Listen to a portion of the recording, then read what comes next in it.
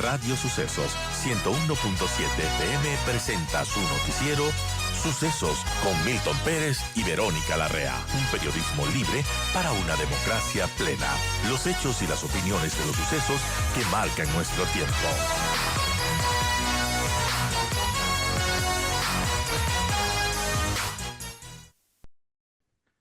Y saludo a Carolina Ávila Nieto, ella es catedrática, ella es experta en temas de comunicación. Hola Carolina, gracias por acompañarnos. El 20 de diciembre se acaban los apagones, lo anunció el presidente de la República. Esto puede marcar un momento de transición también en el ánimo de la gente de cara a las elecciones. Muchísimas gracias, querido Milton. Un saludo muy cordial para ti, también en estudios y para toda la audiencia.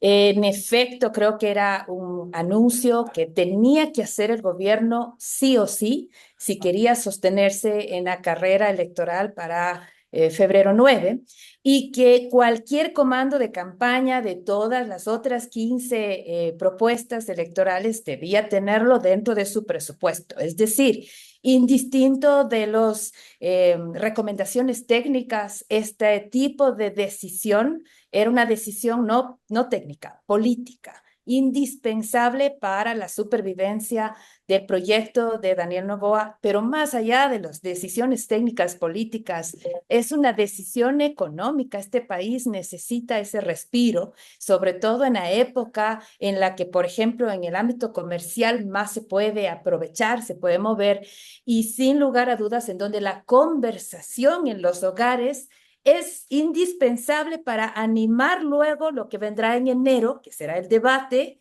y por supuesto luego en febrero el proceso electoral. Entonces, por todas esas razones, dar esos 10 días de luz en términos técnicos, diremos, ¿no es cierto?, específicos, así la oscuridad todavía esté dándose algunas vueltas, sobre todo en las propuestas de campaña que todavía no se dejan ver, pues eso era evidente que tenía que pasar y el gobierno lo ha anunciado ya. Ahora, una cosa, como tú dices, es un anuncio necesario para que el presidente Noboa se mantenga en carrera electoral.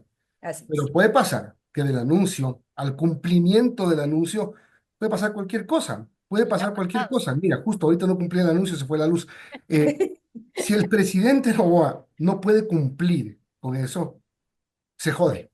Sí, sí, o sea, decía por ahí un colega analista, es que si en enero tenemos un par de días de apagones, ya la gente se va a acordar otra vez. Entonces, sí es un sacrificio enorme a su credibilidad el que este momento está poniendo en juego el presidente. Y por eso de alguna manera me arriesgo yo a decir, aunque no todos estén de acuerdo conmigo, y eso está muy bien, porque esa es justamente la diversidad de opiniones, la riqueza que tenemos, ¿no? Que debe estar muy preocupante la situación para que se tomen este tipo de riesgos, ¿no? Inclusive si tú te fijas, la misma ministra Manzano ha dicho, estamos esperando que llueva, las condiciones climatológicas son favorables, es decir, ellos mismos están cuidando desde lo técnico el lenguaje, pero el presidente ha dado ya un comunicado mucho más duro en ese sentido, ¿no? De no más apagones, pues les va a tener, van a tener que intentar cumplirlo. Hay un riesgo enorme. Carolyn, buenos días. Respecto a esos incumplimientos, bueno, ya le ha pasado al presidente, no es que ahora vamos a ver si es que cumple o no, sino que ya nos ha estado diciendo desde hace algunas semanas, no va a haber cortes y total, al final del día resulta que tenemos 16 horas de apagones. En todo caso, eh, ¿qué podemos esperar en esta época electoral de nuevamente si es que llega a incumplir su palabra? ¿Y qué tanto esto le va a afectar electoralmente? Porque, bueno, no le ha afectado tanto, es curioso, ¿no? Que pese a Es los que incumplimientos, no le ha afectado tanto. es el voto duro que se mantiene. Si tú te fijas, ni al uno ni al otro, o sea, están allí, diremos, a la par, cada uno en sus nichos, cada uno en sus esquinas, incluso con las últimas decisiones del discurso presidencial, más esquinado todavía, ¿no? Porque le resulta políticamente rentable apelar a ese espacio, ¿no es cierto? Entonces, del anticorreísmo estoy hablando. Entonces, ¿cuál es el espacio en disputa, por utilizar los términos de Pedro Donoso? El de los indecisos. Y Claro. ese espacio, ese sí se va a mover a partir de lo que suceda con la credibilidad del presidente, se va a mover a partir de lo que suceda con los tweets de Rafael Correa, se va a mover a partir de lo que suceda con la conversación sobre el carácter. Son esos detalles, el diablo está en los detalles, dicen, ¿no es cierto?, los organizadores de eventos, pero básicamente también aplica para la política, porque ahí hay un porcentaje que incluso las encuestadoras no nos muestran siempre, pero que sabemos que está permanentemente fluctuando, ¿no es cierto?, entre por ahí un 20, 25 inclusive, que tienen, si sumamos también con ese voto blando, ¿no es cierto?, que podría todavía orientarse en enero e inclusive la última semana de enero y la primera de febrero. Allí es en donde están apuntando. Ahora, se puede decir a esta altura que la elección está cerrada en dos candidaturas. Viendo las encuestas, el que viene tercero viene lejísimos, pero así mismo estábamos el año pasado, cuando el presidente Noboa tenía cuatro, menos de cuatro, y estaba entre los últimos. Está cerrada entre dos personas. La discusión aquí es quién llega primero o si es que hay o no segunda vuelta. Bueno, en el Ecuador es un poco difícil, Milton, comparar una elección con otra. O sea, Mm. si tú recuerdas la elección en la que estaban y terminaron Arauz con Lasso, teníamos a Yacu Pérez, teníamos a Javier Hervas, había una dinámica distinta y por eso inclusive hasta ahora algunos sospechan si es que pasó Lasso o pasó Pérez, ¿no? No pasó mucho tiempo, 2 años, bueno, después y tú te fijas, el escenario fue absolutamente distinto, porque como se ha estudiado, el magnicidio de Villavicencio puso un reseteo electoral absoluto y como fue casi inmediata el debate, entonces era evidente que los ánimos en términos sociopolíticos eran otros. Entonces, yo no me atrevería desde la comunicación electoral a poder comparar este escenario del 2023 con el escenario que ahora estamos viviendo. Y solo por eso me atrevo a pensar que sí estaríamos hablando de una suerte de segunda vuelta anticipada o como algunos le han llamado la tercera vuelta del 2023, que es lo que vamos a ver ahora.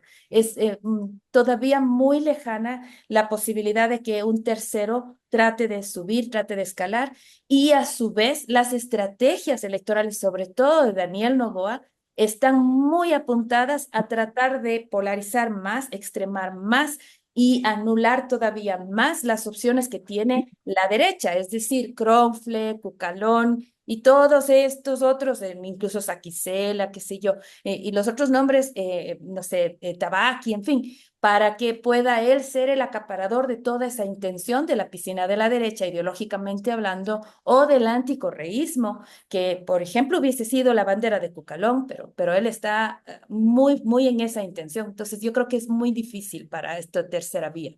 Ahora, el, el correísmo, ¿qué chance tiene de ahora sí ganar? Porque viene de dos derrotas consecutivas y esta podría marcar la diferencia porque es la primera vez que se enfrentan a un presidente en ejercicio. Y como todos sabemos, quien ejerce el poder ejerce el desgaste. El otro Así. no tiene nada que perder. Yo digo lo que quiero, total soy candidato, no soy presidente.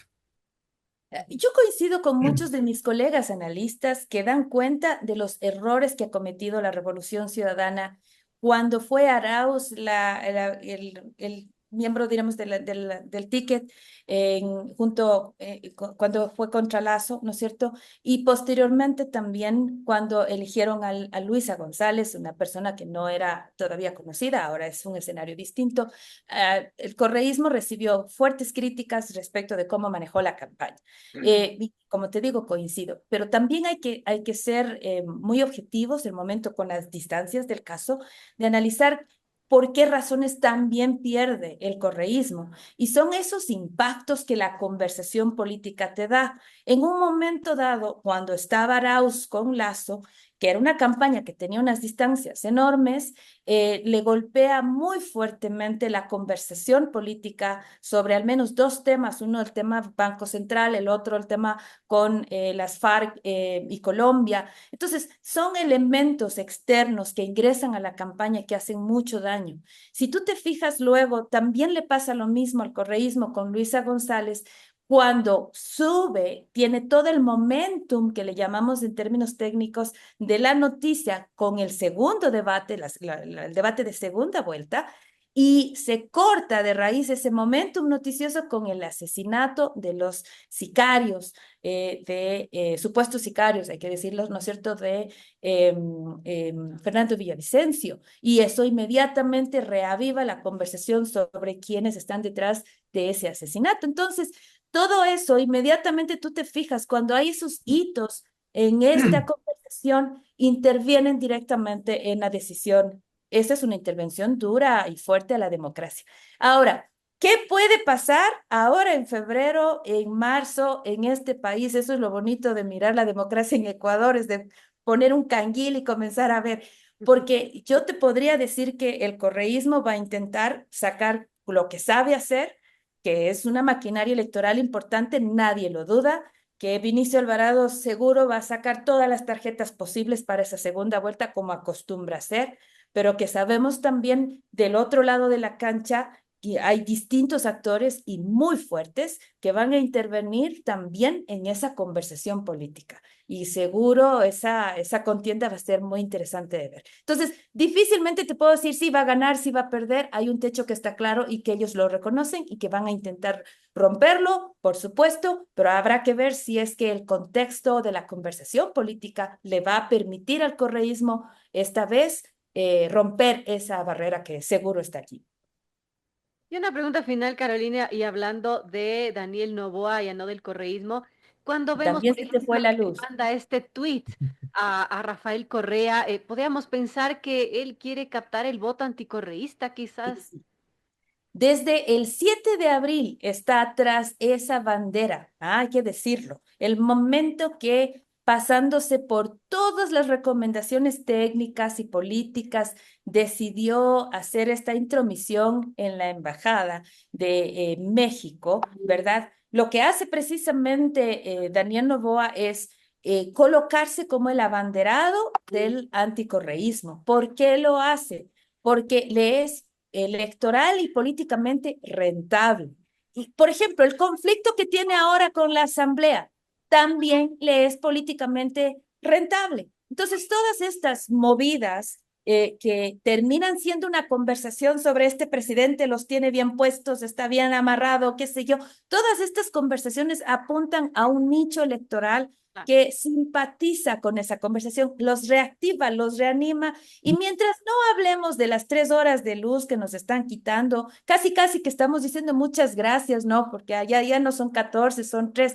¿Te fijas que te manda la empresa eléctrica el horario de tus cortes de luz y uno dice muchas gracias, ¿no? Claro, O sea, claro, mira cómo claro. estamos golpeados. Entonces, en todo esta conversación, mientras estemos hablando de otras cosas y no del daño económico que hoy por hoy ya comienzan a sentir las familias, pues todo eso le contribuye al presidente para sostener esa intención de voto, que no es que sube, pero bastante logra con no perder. Y Y el creo que presidente para eso le sirve. está utilizando un lenguaje que va dirigido a alguien. Recuerda tú la entrevista con Rafael Cuesta, que le dijo, hermanito, que cero polito cero. Ayer en Machala dijo un gobierno que se ha parado tieso. Es decir, también Los se 3 palos y el vigor de dijo que cartero era y todo eso. carpintero. Claro. Entonces, a alguien está hablando el presidente. Sí, sí, por supuesto, y es ese electorado. Y recuerda cuántas veces viajó a Manabí, el voto duro que todavía tiene en Guayaquil. O sea, aquí hay le llamamos esto el micro-targeting, ¿no? O sea, hay una cosa que está allí, que está bien estudiada y que al menos la estrategia de su comunicación digital le permite orientar casi a lo Cambridge Analytica, y esto es medio peligroso también, ¿no? Porque es que esa es la herramienta que permite, es que lo permite. Si este momento nosotros hemos contestado por ahí un par de encuestas, inmediatamente nos estarían analizando, observando, y mira si te llega en tu cuenta de X la cantidad de publicidad que te está llegando. Diario Expreso sacó hace poco una nota sobre más de $100,000 solamente en el mes de noviembre puesto en publicidad en Meta, en las cuentas tanto del presidente como de la presidencia, y tú te das cuenta la inversión que está haciendo Daniel Noboa en anuncios publicitarios. Hay una estrategia profunda precisamente para poder sostener, porque el golpe que ha recibido de los apagones es fuerte, pero hay una estrategia detrás también. Caroline, gracias por habernos acompañado hoy. Un placer, gracias por la invitación. Caroline Ávila Nieto, ella es catedrática y experta en temas de comunicación. 9:03, nos despedimos, nos vemos mañana.